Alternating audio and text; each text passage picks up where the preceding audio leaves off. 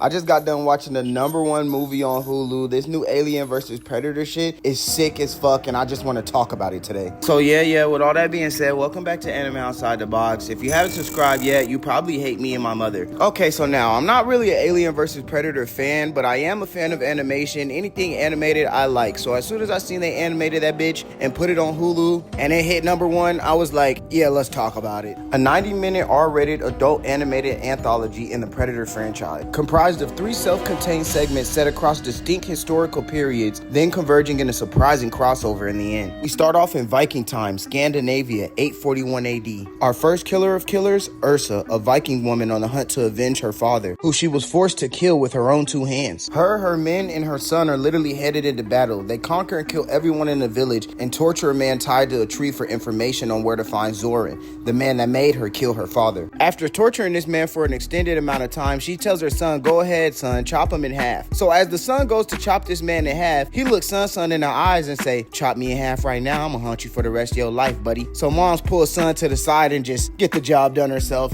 chop the nigga in half. She's very ruthless, very brutal. So now with all the information they need on Zoran, they head out to find his camp. They arrive there and immediately storm the village and get to cutting motherfuckers up. It's a bloody ass scene. That bitch Ursa uses 2 shields to fight, and she is lethal with them hoes. After this bloody massacre, she finally makes her way to Zoran, which seems not to be too afraid of her at all. He gets to talking hella shit like, yeah, little bitch, I made you kill your motherfucking daddy. You think you a hard ass bitch? You just a little ass girl.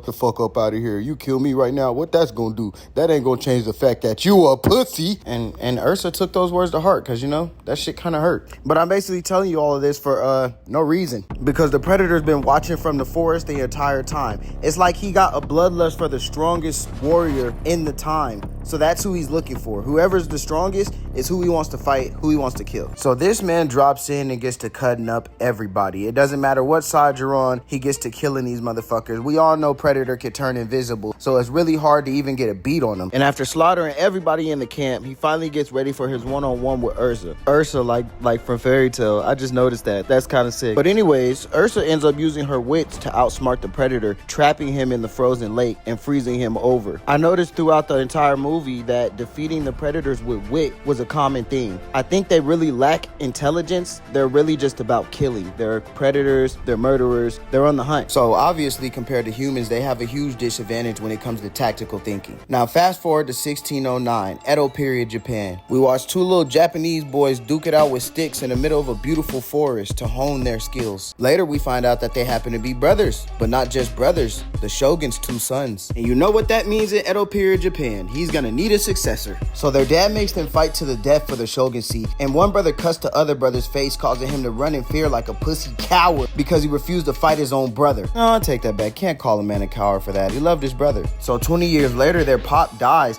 and leaves the Shogun seat to the unpussy brother, and another Predator is there on the day of his demise. The pussy son, now Ronin, invades the castle and is spotted climbing up the side of the mountain by the Predator in his invisible cloak. So the Ronin invading the castle just clears that bitch out, gets to slaughtering niggas, and then he finally makes it to his brother, and he doesn't even kill him. He just slices him on the face, returns that little favor. And then the wood supporting his brother's back breaks, and he falls down a cliff to his demise, right in front of his brother's face. And before he had any time to mourn, in comes the Predator. So the Predator chases this man all through the castle, and they eventually get outside to the forest, and they see that his brother didn't actually die. Hooray. So him and Bro team up for one last slaughter. They use the Predator's own weapons to kill him and blow this nigga up. And then they both hit him with that Odin one sword style, nigga sword draw, cut that nigga in half. It was beautiful. And then after that, his brother dies. Pay attention to the similarities between his story and Ursa's story. Her son died, his brother died. They were both looking for revenge. Pay attention here. It's gonna make sense in the end, I promise. Okay, now Florida, 1941. We're an American Hispanic dirtbag who needs his dad to keep bailing him out of everything. Can't even fix his own car. Well, not anymore, buddy, because you just got drafted to go fight in World War II as a pilot. But at least Pops taught you what you needed to know, and trust me, nigga, you needed to know. One day, his base comes under attack, and the obvious culprit, the Predator. This time, Big Bro came in a ship, and they get in the sky, and they try to shoot this motherfucker down with World War II fighter jets, completely outmatched by his alien tech. So now we gotta use some wits. John J. Torres, that American dirtbag I was telling you about. Oh, and the Shinobi, his name was Kenji. Sorry, I forgot to mention that. Torres finds out that the Predator can only see heat. So him and his captain fly up past the clouds and they kill their engines. Now the tables have turned and they're invisible. So the captain ends up sacrificing himself so Torres can get behind this nigga and bust a cap in his ass. So he ends up doing that, but it doesn't take the Predator out. Instead, he flies through a war zone. These niggas are on the sea shooting big ass guns at each other, going back and forth, and Torres flies the Predator right through that motherfucker, and at the last minute dodges and the Predator gets hit, boom, falls in the water. But even that doesn't kill him. He rises back up out the water like fucking Godzilla on steroids, and he starts chasing down Torres again. So what he does is he remembers that his dad taught him about a flooded engine. Torres goes ahead, he cranks his motherfucking crank as hard as he can, he floods his engine, and the Predator uses a weapon which targets the engine in your plane, rips it out and pulls it towards him. So as soon as he did that, Torres sunk his plane underneath the Predator's plane, and he ended up eating a mouthful of flooded engine and blew that bitch up, and the nigga fell in the water. Torres popped red smoke and they came and got him. He was a war hero. Okay, so now we have our three warriors from three different timelines. Human that have slain a predator, abducted and dragged to the Predator's planet, and are forced to fight each other to the death just to get the chance to be killed by the Predator leader. Wow, right? So they throw them in this big ass otherworldly Greek Colosseum with chains around their neck that'll explode on some One Piece Wano shit. So instead of killing each other, they give me faith in humanity and team up for a counterattack. Torres has a pretty good escape plan, and they were all given a weapon from their era to fight with. Torres is being a gun from like 1738.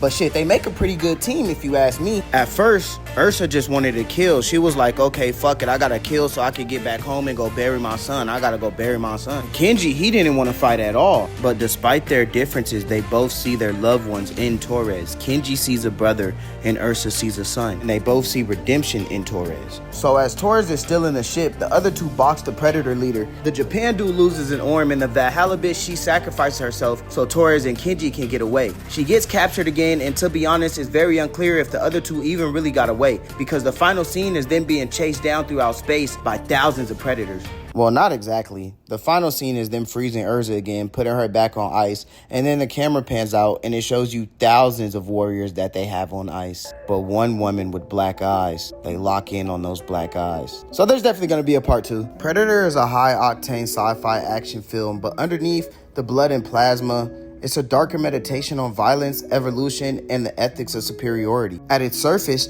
the predator species is about the hunt, but in Killer of Killers, the theme matures into a confrontation between two worldviews. Traditional predators hunt for honor and balance, and Killer of Killers is a rogue that hunts to dominate, targeting even its own kind and other apex predators indiscriminately. It questions whether ultimate strength without restraint becomes self-destruction. When violence no longer has purpose, it becomes chaos. So question: who's the real predator? The aliens may be monstrous in form, but it's the humans' moral compromise, that obsession with power, that reflects true monstrosity. All in all, I really think Killer of Killers was a great watch. I'm gonna give it about a 7 out of 10. Highly recommend. Y'all go fuck with that. Let me know what you think. Leave it in the comments. Like, comment, subscribe, please. I'll catch y'all in the next one. This Anime Outside the Box. Love you to death. Bye.